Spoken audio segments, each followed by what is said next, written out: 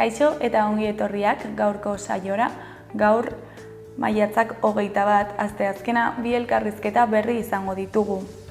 Alde batetik Inigo Otsoarekin egongo gara, Sortzen elkartetik datorrena. Sortzen elkarteak aurreko urtean jauzi.eus Iruñerriko euskarazko eskolaz kanpoko jardueren bildatzailea sortu zuen eta aurtengo kanpaina aurkeztera dator. Eta beste alde batetik, Gaizka Sarasolarekin egongo gara lesakarra dena. Gaizkak Hilbeltza beka irabazi du Mugerri lanarekin eta honen inguruan hitz egitera dator. Baina bi elkarrizketa hauekin hasi baino lehen goazen gure betiko edukia ikustera.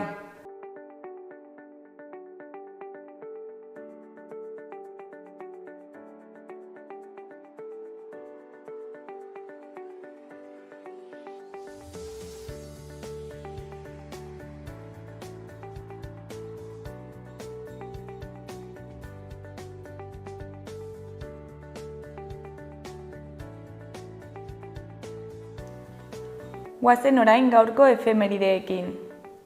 Gaurko egun batean, 1937ko maiatzaren 21 Habana ontzia atera zen Santurtziko portutik gerratik ihesi zihoazen 15 urtetik beherako 3.840 euskal haurrekin erresuma batura.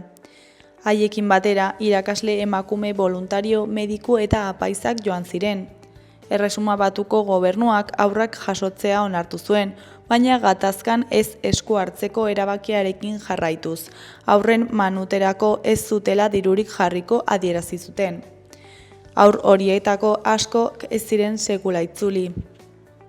Urte batzuk geroago 1978ko maiatzaren 21 Frantziako langile eta ikasle erradikalek langile eta ikasleen ekintza batzordea eratu zuten 78ko maiatzerako matxinadaren baitan euren ekintzak koordinatzeko. Pariseko Citroen auto lantegiko langileen greba eta lantegiaren okupazioa babestea zen asmoa. Egun berean baina 1980an Pac-Man bideo-jokoa kaleratu zuten Japonian. Namco konpainiaren jokoa fenomeno bilakatu zen berehala eta Space Invadersen nagusitasunarekin amaitu zuen. Toru Iwatanik diseinatu zuen jokoa eta bere hitzetan helburua zen bideo-jokoak publiko zabalagoari helaraztea. Ordura arte gizonak baitziren bideo-jokoetan aritzen ziren ia bakarrak. Eta bukatzeko 1983ko maiatzaren 21 abortatzeagatik errudun zirela zioten dokumentuak aurkeztu zituzten 300 emakumeek baino gehiagok Hego Euskal Herrian. Mugimendu feministak abiatutako autoinkulpazio kanpaina zen.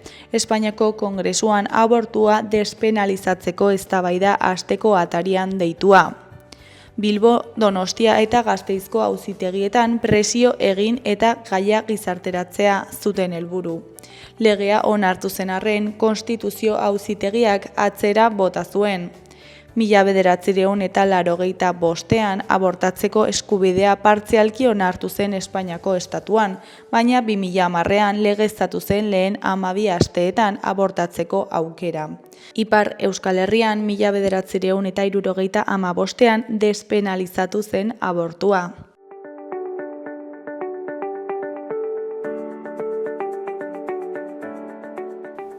Errepasatu dezagun aste honetarako agenda. Maiatzaren 22an ostegunarekin Sanduzelaiko liburutegi publikoan arratsaldeko 7etan irakurle txokoak argialdiak liburua izango du eztabaidagai. Hilabete bakoitzeko 4. ostegunean biltzen da 7etan aurretik irakurritako liburu bati buruz eztabaidatzeko. Juantxo Urdiruz idazleak koordinatzen du eta Miriam Lukiren argialdiak liburuaz eztabaidatuko da. Maiatzaren 22an baita ere maitasunaren indarra tarotaren bidez izeneko hitzaldia egingo dute Zaldiko Maldikon. Landareekin elkarlanean Zaldiko Maldikok maitasunaren indarra tarotaren bidez saioa antolatu du Oiana Odriaren eskutik. Arratsaldeko 6:30 hasiko da saioa eta beharrezkoa da aldez aurretik izena ematea. Ostegunarekin bukatzeko kantu eta hitza ekimenaren baitan, Oko Andre Maria plazan Anariren kontzertua eskainiko da. Anari euskal musikaren panoramako ahots pertsonaletakoa da. 1987an bere izena zeraman lehen diskoa argitaratu zuenetik. 20 urte ibilbidean osatu du bere obra eta ibilbide oparoa, eta bakarrik zein musikari andanarekin kolaboratuz oso berea duen soinu bat garatu du. Iluntzeko 8etan Oko Andre Maria plazan sarrera librearekin. Maiatzaren 23an, ostirala goizeko 11etan, bigarren zabalguneko eraikin adierazgarrien inguruko bisita gidatua egongo da Aitziber Imizkozen eskutik. Iruñeko bigarren zabalgunearen eraikuntzan eta garapenean sartuko gara, eta 20. mendeko hasierako zabalkunde hori definitu zuten eraikinak ezagutuko ditugu. Hiriaren hazkundea eta modernizazioa markatu zuten arkitektura lorpenetan barrena ibiliko gara. Topagunea Basko Navarra eraikinean izango da, gaur egungo Zara arropa dendaren eraikinean, goizeko 11etan. Ostiralean baita ere Arrosadiako liburutegi publikoan arratsaldeko 6etan, maiatzean ipuinak ere dantzan izeneko ipuin kontaketa euskaraz Maitane Perezekin.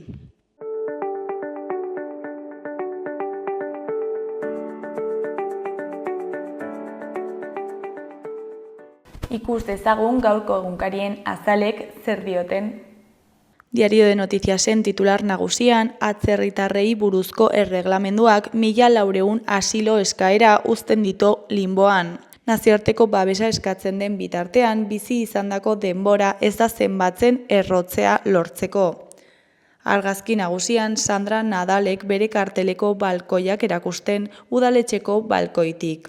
Honen titularrean, Iruñeko etxea munduari irekitako balkoia.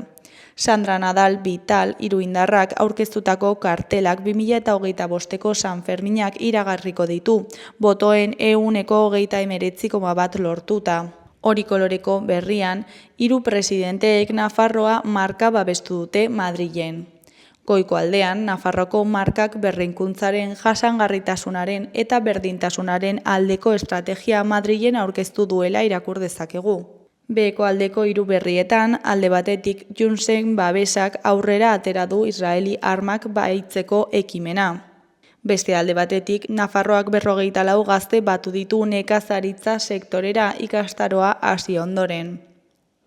Azkenik, Iruñeko epaitegiak Susundegiko langileak kaleratzeko autoa jakinarazi du. Diario de Navarraren egunkarian, titular nagusian, Sánchezek 1,5 milioi etorkin erregularizatzeko laguntzak bilatu ditu. Araudi berriak mesede egingo lieke 2025 baino lehen iritsi zirenei. Argazki nagusian, Sandra Nadal Vital kartel irabazlearekin atzo udaletxeko fatxadaren aurrean ikus dezakegu. Honen titularrean, San Ferminen etxea. Sandrak Nadal iruindarrak bere aitona amonen eraikina bir sortuz iragarriko ditu jaiak. Ezkerreko aldean 3 berri daude, batean bazkide bitxia belateko esleipenean. Bestean adingabeen aurkako sexu indarkeria, kasuen 80% etxean gertatzen dira. Gainera, Osasuna Gasteizko finala prestatzen hasi da. Goiko aldeko berrietan, batetik Nafarroako nekazaritza ere gazteen kontua da. Bestetik, Baluarten Toska eta El Fantasma de la Ópera daude. Gararen titular nagusian, EAJ eta PSE orain migrazioaren kontura. EAJaren eta PSEren arteko imigrazioari buruzko rifirrafea gogortu eginda, Garmendiak eta EEBek bultzatuta. Argazki nagusian gizon batek Jan Yunis ebakuatzeko agindua irakurtzen du. Argazkiaren titularrak hau dio, 14.000 haurtxo hilko dira 48 ordutan Gazan laguntzarik iristen ez bada. 14.000 haurtxo hilko dira 48 ordutan Gazan laguntzarik iristen ez bada. Editoriala atalean migraziorako itunetik kanpo jarri du bere burua EAJak. Eskuineko aldean, batetik Casilda Cabrerizo geografoa eta unibertsitate irakaslearen hitzetan, turismo masiboak jendarte prekarioak sortzen ditu. Bestetik, 74 neurri Nafarroan despopulazioari aurre egiteko. Jarraian lakuak ziurtatu du 70.000 enplegu egongo direla arriskuan eskaintza elektrikoa hazten ez bada. Amaitzeko marea ingelesa Bilbon Europa Ligarengatik, fanzon, pantailak, auzokideen kexak eta bar. Berria egunkariaren titular nagusian irakur dezakegu. Bi gizon atxilotu dituzte adingabe bati taldean sexu eraso bat egitea egotzita. Donostian gertatu da erasoa, Ulia mendiko aparkalekuan. Biktima Gipuzkoako Aldundiaren tutoretzapean dagoen neska bat da. Foru Aldundiak jarri du salaketa eta lehentasuna biktima babestea dela adierazi du. Irudi nagusian Gazako hiriko portu ingurua atzo. Titularrean Europa deseroso agertu da Israelekin. Europako Batasuneko 17 estatuk eskatu dute lankidetza akordioa berrikusteko eta Erresuma Batuak eten egin ditu merkataritzakoa egiteko negoziazioak.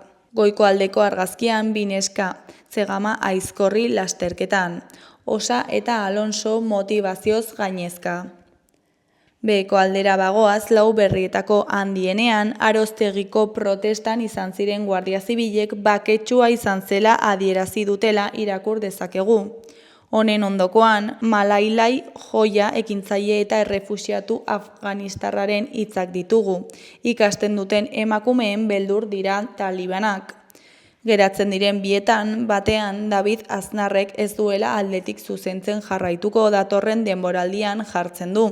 Eta bestean, Roberto Corral Basauriko Bridgestoneko langile batzorteko buruaren hitzak daude. Kontua nola zegoen ikusita, lortu ahal izan dugun akordiorik onena da. Euskal Herria irratiari dagokionez, titular nagusian, familia bat etxerik gabe gera daiteke Antsoainen. Aritu etxebizitza sindikatuak salatu du etxerik gabe gera daitekela familia bat Antsoainen. Espekulatzaile batek bota nahi du etxetik Nerea eta bere familia, tartean bi adin txikiko ohartarazi du Arituko Amaiak. Eskuineko aldean, Goikoan, Anari, Ostegunean, Oplazan. Kantu eta hitza zikloaren baitan arratsaldeko 8etan izango da Anari kantuan. Giza zarata diskoko kantuak joko ditu zuzenean. Behekoan, Xabi Ertzeren hitzetan, fiskaltzaren galderak bideraturik ikusten ditugu talde kriminalaren akusazioan sakontzera. 3. saioa du Aroztegiko auziak gaur Nafarroako justizia epaitegian. Foruzainek deklaratuko dute eta defentsarako abokatuak eskatutako zenbait lekukok ere emanen dute euren testigantza.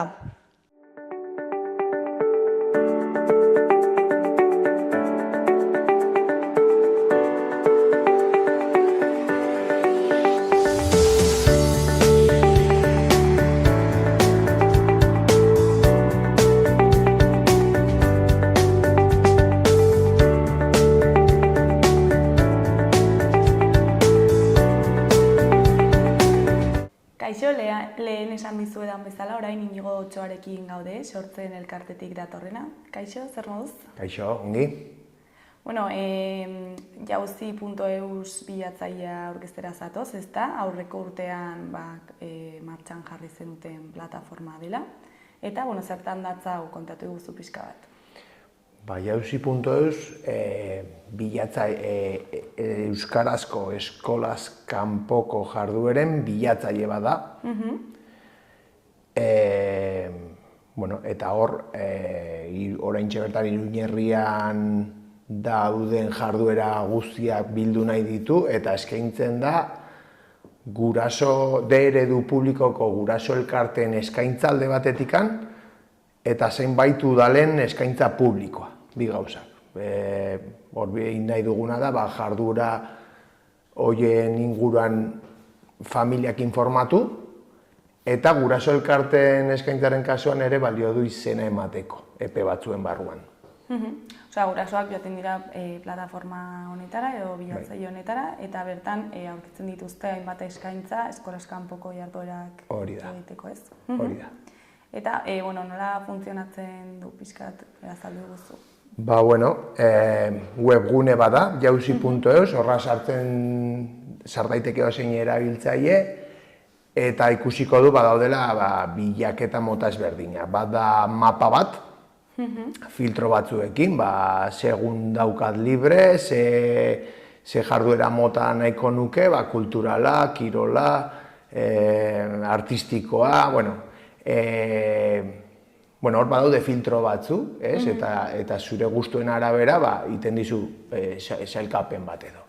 Gero ere badago zuzenean joatea guraso elkarte konkretu baten eskaintzara, eta hor agertzen da astekari bat, bere eskaintza osoarekin, astelehenetik ostiralera, eta gero gauza bera dago egitea zuzenean joatea udal batena. Orduan badaude hirubiak eta mota. Osea, zu jarri dezakezu nire semeak libre dauka, ez dakit noiz, Astelehena, bai. ez dakit zen orduetatik, ez dakit zen ordutara, ez? Eta bilatzen dizkizu aukerak. Bai. Eta Iruñe herria mailan dago kokatua edo nola? Bai, oraingoz batzutan esaten dugu pixka konpleju hori, pixkat Iruñe herri zentristegiak garela. Bueno, hasi gara Iruñe herriatik, baina asmoa daukagu beste eskualde batzutara salto egiteko. Azkenean beharra toki guztitan dago, zonalde euskaldunenetan ere bai.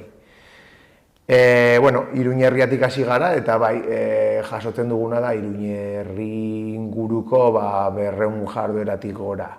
Baina, ailegatu zaigu, asmoa badagola Sakanan, Bortziritan, Nafarroko erdialdean, eta ailegatuko gara. Eta zergatik erabaki zenuten plataforma hau sortzea? Ez dakit gurasoek eskatu zuten, behar bat ikusi zenuten?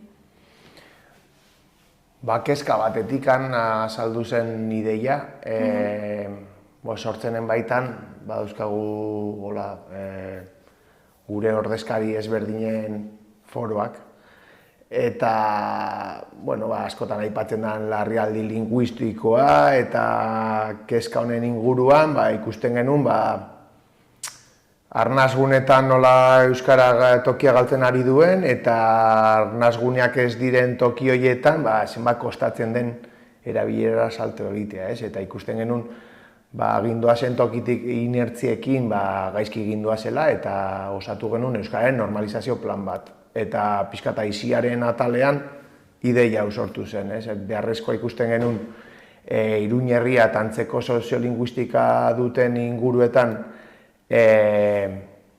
euskaldunen konpaktaziorako halako erraminta bat sortzea. Azkenean, zu badakizu akaso zure auzo edo herrian zer eskaintzen den, ez beti, baina seguros dakizula ze eskaintzen den ondoko auzoan edo ondoko herrian. Eta hori da gertatzen zaiguna, askotan gure burua txiki-txiki ikusten dugu horregatik, eta tresna honek erakusten du, ez garela txikiak, zelako aukera dauden, 200 aukeratik gora, eta gainera ez ditugu denak biltzen, eta pixkat horrek zer pentsatu ematen du.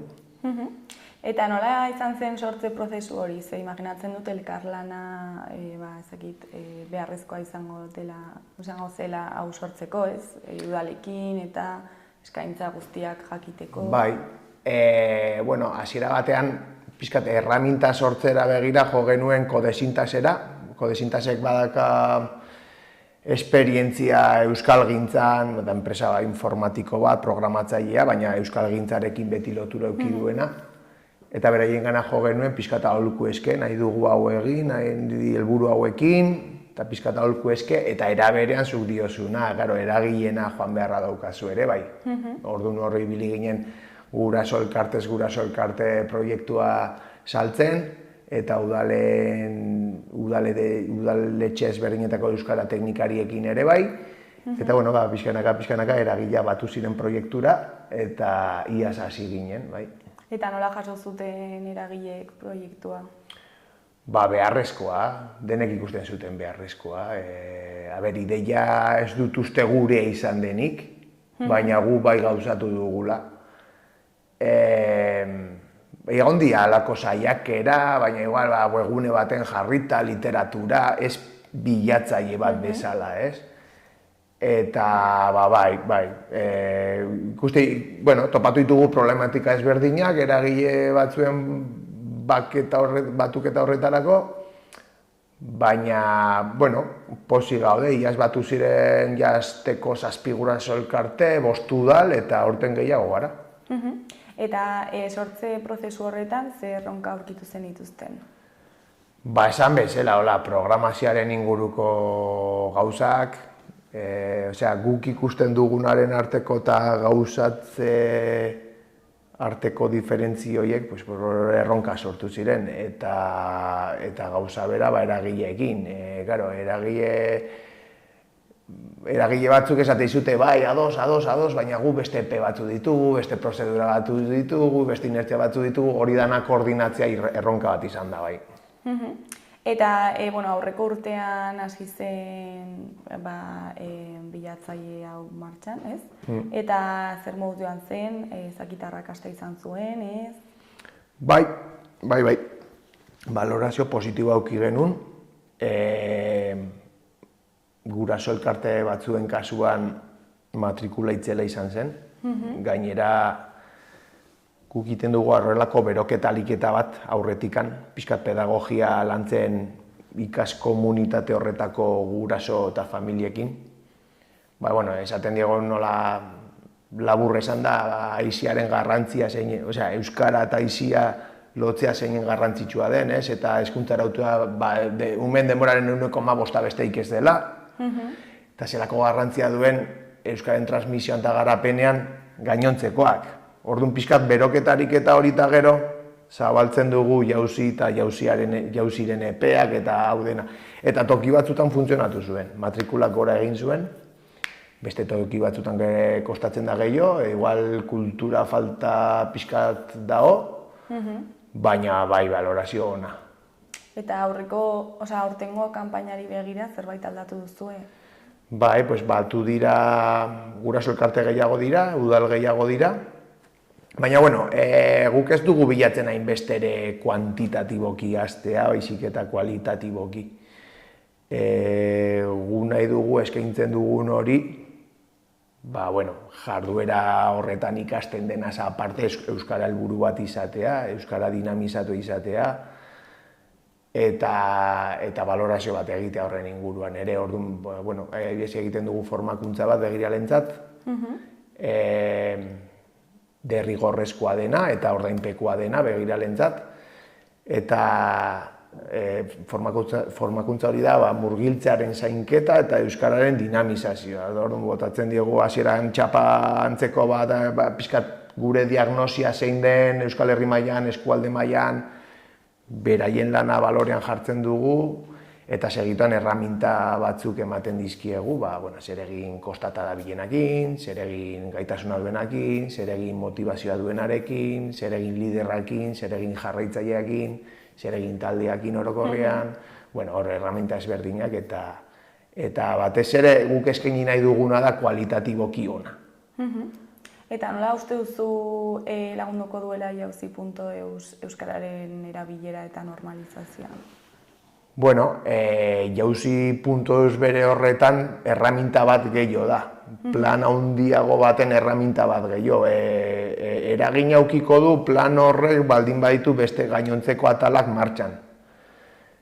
Bere horretan ez du gauza handirik aldatuko, baina antzeko plana baldin baditugu jantokian, jolastokian, gurasoen espazioetan, auzo, herri mailan, kultura agendan edo beste eratako espazioetan, gure euskararen normalizazio plana da hori, espazio guzti horietarako alternatiba sortzea eta ez defektuz erderara jotzea eta goazen pensatzera, goazen pixkat hau dena arautzera eta azkenan, Iñaki Iurbasok oso ongi azaltzen du. Gako handienetako bat da gaitasuna. Askotan ez da erabiltzen, bintzat gure eskualdean, gaitasun faltagatik. Gure diagnosiak esaten du, LHS-ira llegatzen ume askok ez dutela euskara eroso erabiltzen. Eta horregatik euskainola eta erdarara jotzea. Eta logikoa da. Orduan, batu behar ditugu esperientziak.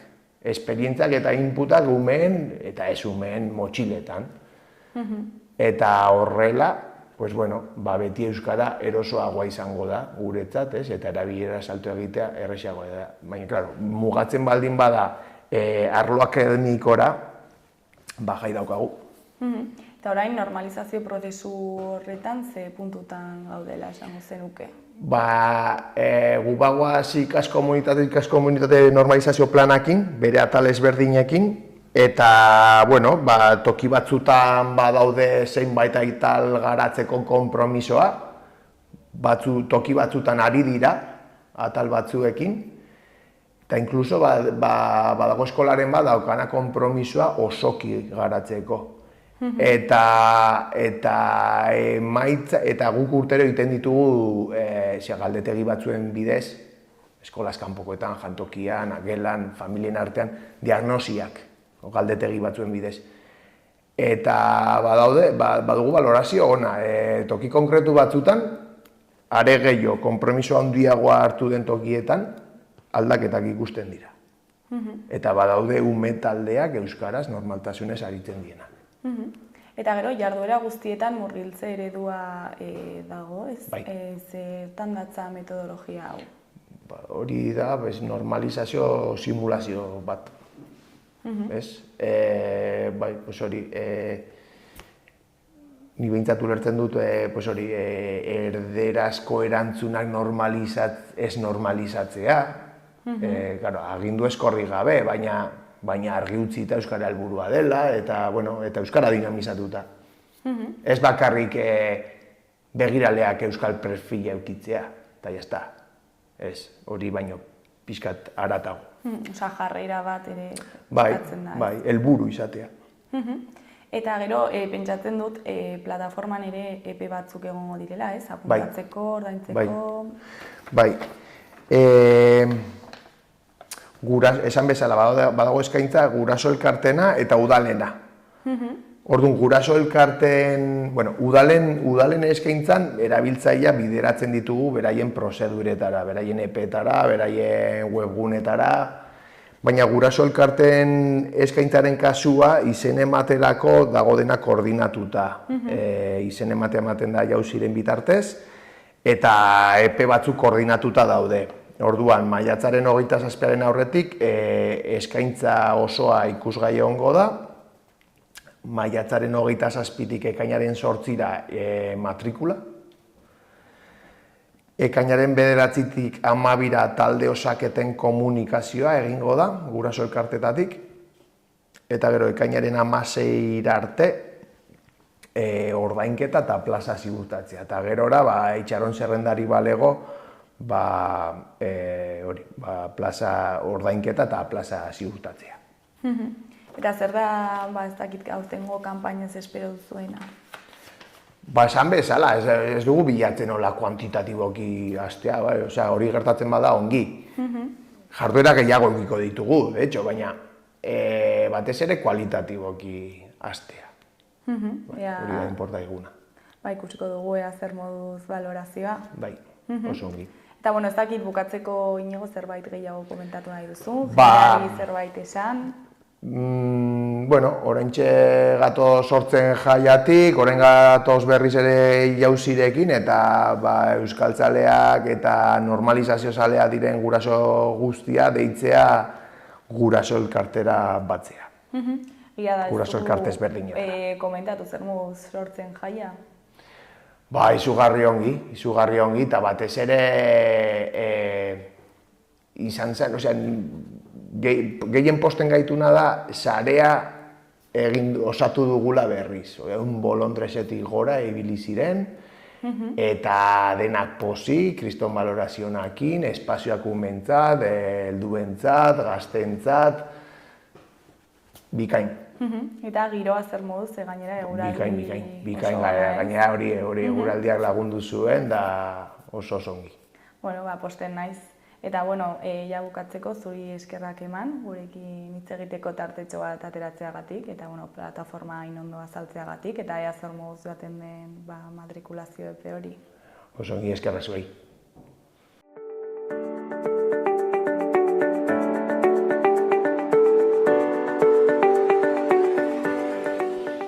Gaurko eta biharko eguraldiaren iragarpena ikusiko dugu orain. Gaur, asteazkena, goizean giro argia egongo da, eta arratsaldean motelago. Egun sentiko behe-lainoak desegin ostean, Araban eta Nafarroa erdi eta hegoaldean goizean eguzkitzu egongo da. Kantauri isurialdean berriz hodeiak eta ostarteak tartekatuko dira. Alabaina, eguerditik aurrera hodeiak ugarituz joango dira, zerua lainotuta geratu arte, eta noizbehinka euri pixka bat egin dezake, batez ere Kantauri isurialdean eta gauean. Nafarroa hegoaldean berriz hodeitza saretuago egongo da. Goizeko lehen orduetan haizea ahul ibiliko da, mendebal ukituarekin, baina eguerdi partean ipar mendebaldetik finkatuko da eta zakartu egingo da. Temperaturan ez da gorabehera handirik espero. Ostegunean giro bustia eta temperaturak behera egingo du. Zerua lainotuta egongo da eta tarteka euria egingo du, batez ere egunaren lehenengo partean eta Kantauri isurialdean, eta bertan zaparrada mardulagoren bat bota dezake. Hegoaldean berriz apenas euririk egingo duen eta hodeitz geruza ez da hain trinkoa izango. Ipar mendebaldeko haizea bisi samar ibiliko da. Goizean batez ere itsasertzean eta arratsaldean barnealdean, bereziki Nafarroan. Temperatura maksimoak jaitsi egingo dira eta jaitsiera esanguratsuagoa izango da barnealdean. Kostaldean 17-18 gradu ingurukoak izango dira eta 15-17 gradu artekoak barnealdean.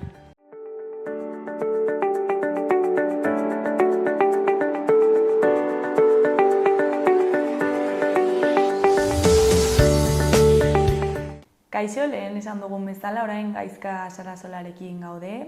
Kaixo, zer moduz? Ongi, zure bai. Baita ere, bai. Bueno, Hilbeltza bekaren irabazlea zara, ezta? Aurtengo edizioaren irabazlea. Hori da, beka niri eskaini diat, eta bueno. Eta pozik?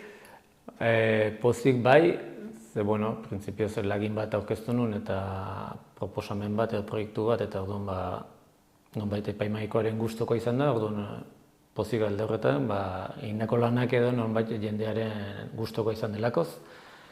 Eta gero ardura ere bai, orain baudelakoz hasitako lana garatu beharra eta borobildu beharra, ez, eta pixkot ardura punto bat ere bai, baina ilusioarekin. Zorionak, lehenengo gauza. Eta, azaldu guzu pixkat zertan datza beka?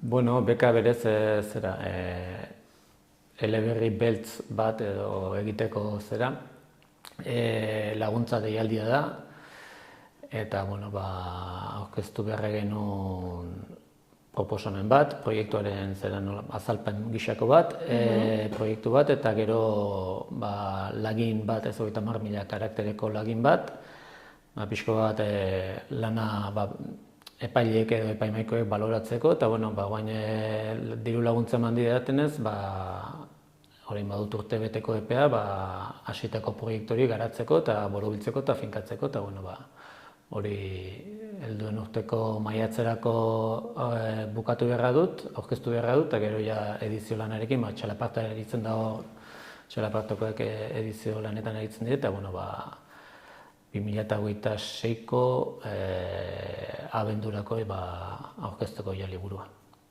Orainik lana geratzen zaizu. Bai, lana ondina egin dut, lehenbizin dut, lehenbizko harria bota, orain falta zai harri gehiago botatzen jotea erreka gurutzatu alitzateko. Eta zergatik erabaki zenuen honetara aurkeztea? Nola animatu zinen? Egia erran manuen zera. Aurreko bertze beka baten bidez nolapat ere zera. Udalbiltzak geuretik sortzen den proiektuaren bidez, azkeneko aurreko edizioan aurkeztu nintzen narrazio labur bat idazteko intentziorekin.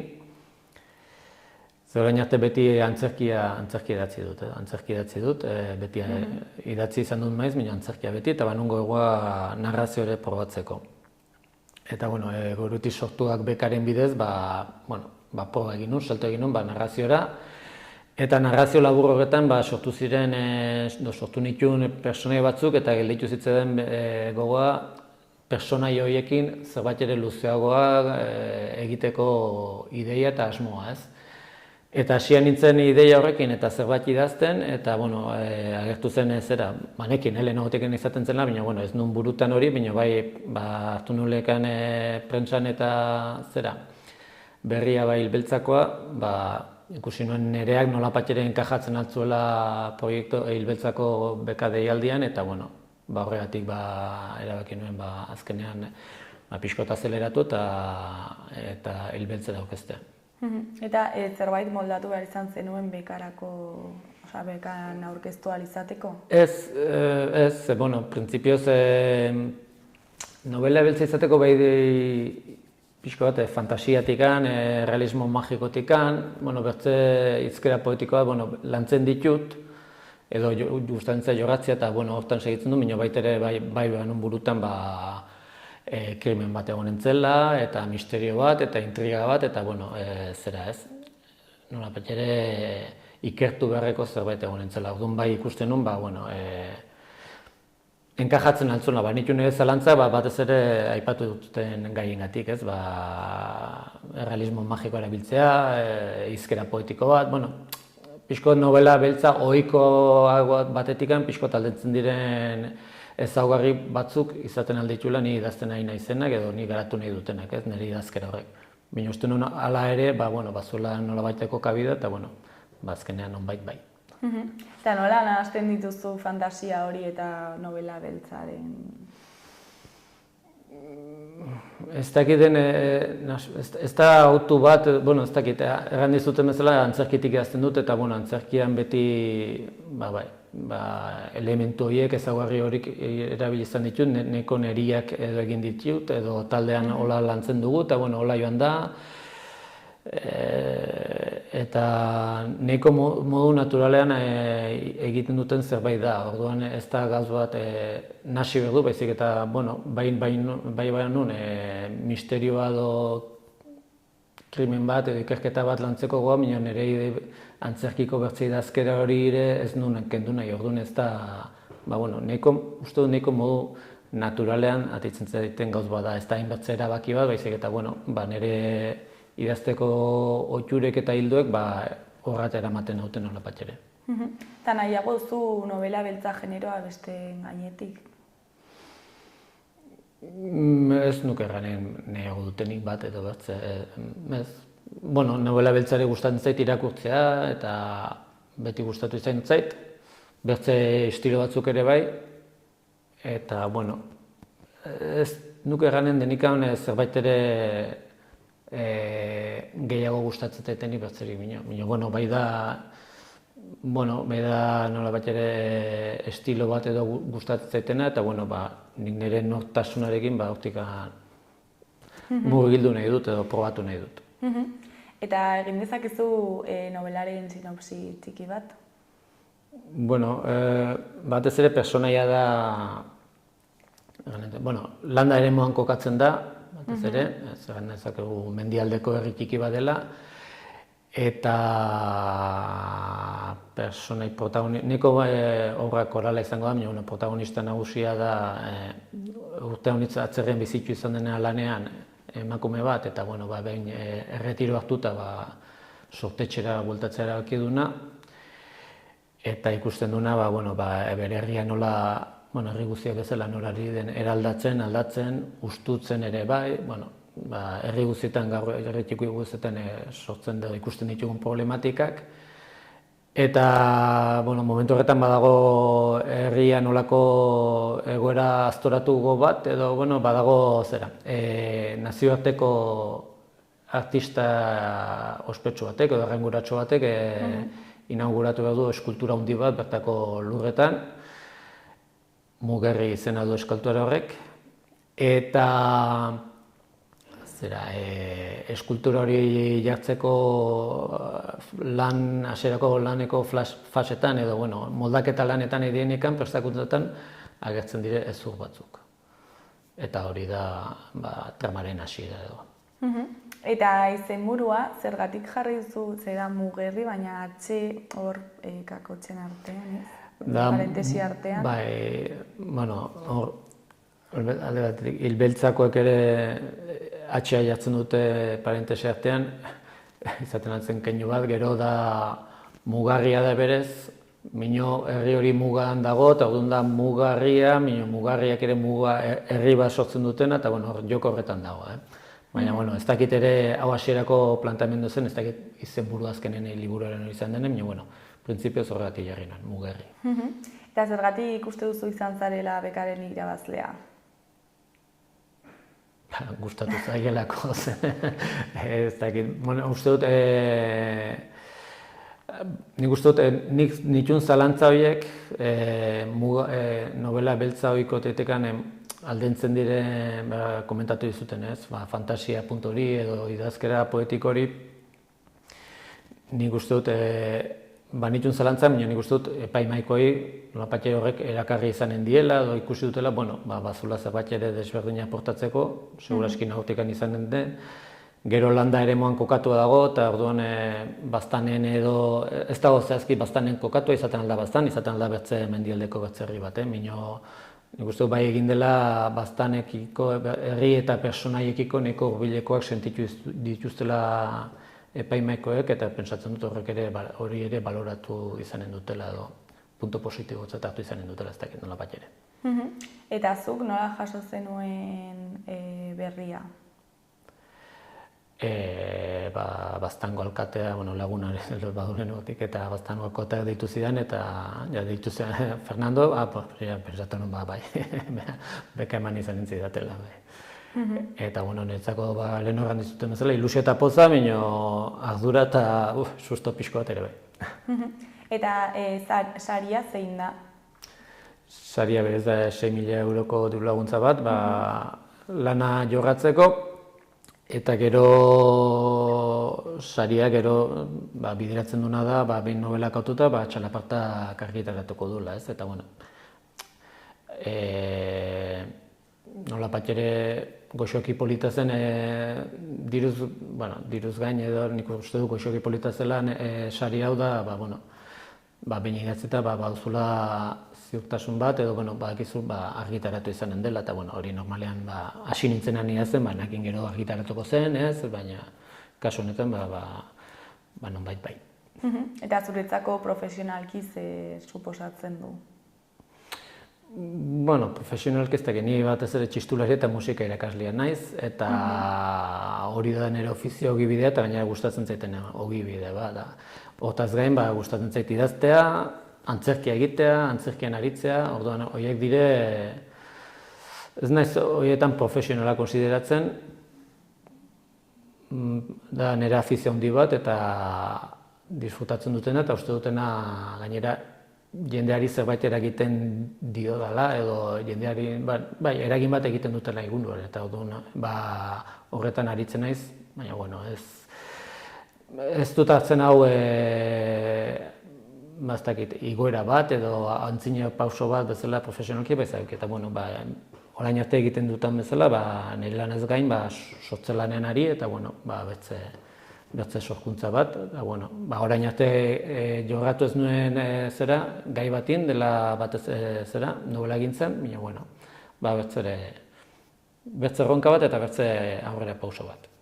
Eta pentsatu duzu orain lana handitzen da, eta nola bateratu behar dituzun gauza guztiak zure bizitzan? Pues denbora biako da beste modu batera kudeatu, eta eguna baditu 24 ordu, eta loari pixko kendu, beste afizio batzoi pixko kendu, orain da partean nire ofizioarekin oporraldi luzeagoak ditut, probestuko dugu, nik uste dut eginen dugu.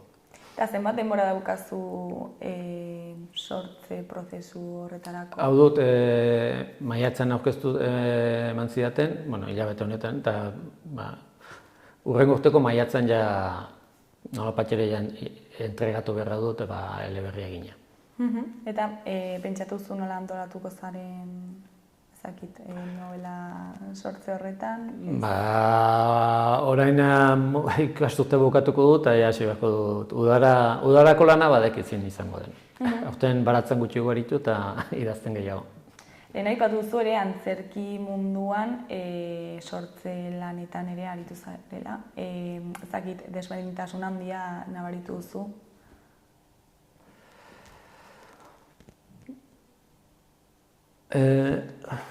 Bueno, azkenean antzerki idazteako nire eszenak idazten dituzu, nolabat ere azkenean antzerkian batez duzu zein den akzioa eta zein den elkarrizketak, ez? Batez ere akzioak eta elkarrizketak dira, ekintzak eta elkarrizketak. Personaiak azkenean, nik uste dut nobela idazteko ere personaia antzerki idazteak baliogarria dela edo aberasgarria dela, ze antzerki idazteko personaiak markatu dituzu, sortu dituzu personaia batzuk publikoak identifikatuko ditunak, bereak egingo ditunak, ezaugarriko konkreto batzuekin, sortu dituzu personaiak sortzen dituzu, ez? Eta elkarrizketak personaioen bidez. Eta nik uste dut novela honetarako baliagarria dela, personai batzuk ere sortzeko eta ezaugarri batzuk emateko eta personai identifikagarri batzuk sortzeko. Gero aldatzen dena da, behar dizutu deskribapen gehiago, bertze idazteko bertze mota bat da, modu bat da, baina nik uste dut ez daudela ez dara egin aldenduak. Antzerkian sortu behar duzu pertsonaien pertsonalitatea, edo? Bai, sortzen duzu azkenean elkarrizketen bidez, guk ere gure elkarrizketetan, bakotxak du bere solasteko modua, bere personalitateen arabera solasten du modu atera, baitu hitz batzuk, bertze batzuk. Gero normalean nahiko antzerki fisiko egiten dugu, eta ematen dizkiot ezaugarri fisiko batzuk personaiei, eta horrek ere nobelarako balio du. Eta gero, lehen aipatu duzu, baztanen kokatua dagoela novela, edo ez dela oso argi geratzen, baina... Ez, nik eganen nuke batez, herri txiki bada, mendialde bateko herri txiki bada. Basoak, mendiak, herri txiki bat, izaten alda baztan, izaten alda bortziriak, sekana, ez dakit. Bakoitzak egiten aldu, gero irakurle bakoitzak identifikatzen aldu berekin. Nik seguraskina ez diot izen, edo igual asmatuko ez dakit. Ez nuke zehazki kokatuko emenda edo emenda baizik, eta bakoitza bere egiten aldu, ez. Erran dizuten lehenago geuretik sortua bekan, baitera herri txiki bat zen, Larrabetzun idatzen nuen, baina nik ez nuen Larrabetzu bezala deskribatu, dotzen Bizkaiko herri bat, edo ez nuen Bizkaira zer idatzi, bakoitzak, seguraskin irakurle bakoitzak, bere inguru edo bere hurbileko herri batekin ezaugar identifikatzeko moduko herri bat izatea espero dut. Eta zergatik aukeratu zu herri txiki bat? Igual irakurleak hurbiltasuna... Seguraskina nire nahizelako ez herri handi batean bizi, nire mendibaldeatuko herri batean bizi naiz, eta seguraskina horrek hori da nik egun hori ikusten dutena, eta hori da nik hurbilean duten mundua bat, ez? Nola patxera, eta nire hurbileko mundu hori eramaten du novelara, eta fikzioa bakatu. Eta nik uste dut ere aportatzen duela, normalean, ez da lemizko aldia, honiztan pasatu da, bere garaian Gotzon Garatek eta herri txikietan kokatuak novela beltzak, baina normalan novela beltzak gaten du hiri bat, auzo zera, metropoliak ego pentsatzen dugu doiria herri txiki batean baino, ez? Normalean, baina badirira urteak ere bai herri txikietako novela beltza lantzen dela, ez? Eta baina nik uste nuen nik hortan aportatzen aldutela gehiago, ez ezagunagoa zaiten bertze paisai batean bino. Eta novelaren argitalpenara begira, zer da espero duzuna honetaz? Hori ez dakit. Espero dutena da orain neko talentu eta neko denbora izatea lan txukun bat egiteko, jendearen gustoko izatea, eta gero hori nola argitaratuta ondoko kontu horiek momentuz eskalpatzen zaizkit eta gainera ez dut, burua ez dut horretan dut momentuz horrengo kapituluetan dut. Ikusiko duzu zer gertatzen den, Hori da.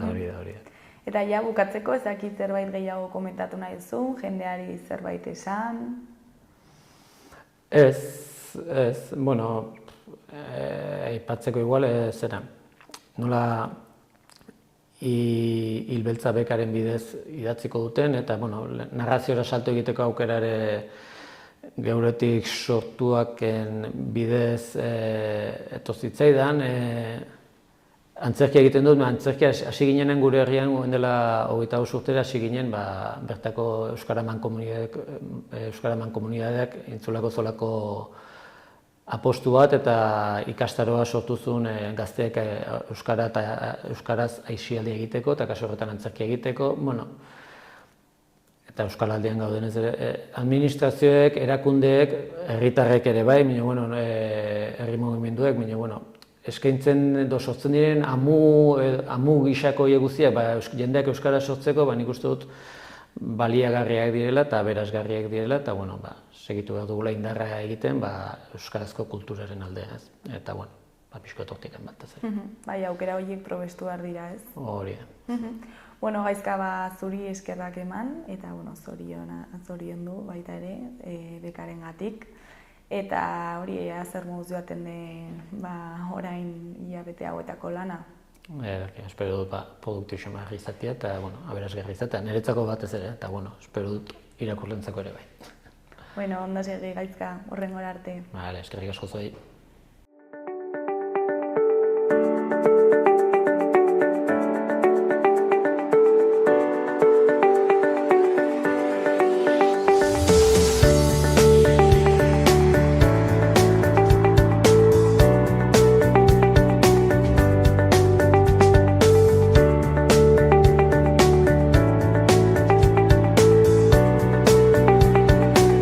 Gaurkoz hau izan da dena, bihar itzuliko gara eduki eta elkarrizketa berriekin. Mila esker zuen arretagatik, bihar arte.